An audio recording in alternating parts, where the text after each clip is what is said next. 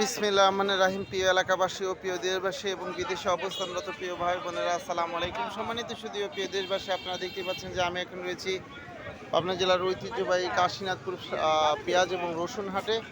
আপনারা জানেন যে কাশীনাথপুরের এই হাটটি পাবনা জেলার ঐতিহ্যবাহী পেঁয়াজ এবং রসুনের হাট এবং উত্তরবঙ্গের কয়েকটি প্রসিদ্ধ হাটের মধ্যে অন্যতম।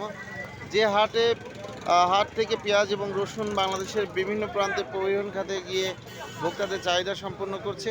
যাকে পর্যায়ে আজকে আমরা জানবো যে কাশীনাথপুর হাটে পেঁয়াজ এবং রসুনের সর্বোচ্চ পাইকারি বাজার কত আছে। ভাই আসসালামু আলাইকুম। আজকে পেঁয়াজের বাজার কত করে যাচ্ছে সর্বোচ্চ? 4,500 থেকে 5,000 পর্যন্ত। 4,500 টাকা থেকে 5,000 পর্যন্ত। এবং আমরা দেখতেছি মুড়ি কাটা উঠেছে, মুড়ি কাটার বাজার কত হচ্ছে? এটা সম্বন্ধে আমার ধারণা নেই। আচ্ছা আচ্ছা আচ্ছা আচ্ছা, যাকে পর্যায়ে আমরা সরাসরি চলে যাব রসুনের হাটে।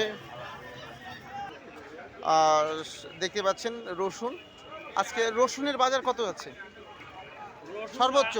রসুন উপর বাজার গেল 1800, 2000, 2100, 2200, হাই রেট 2200 টাকা হাই রেট। 2200।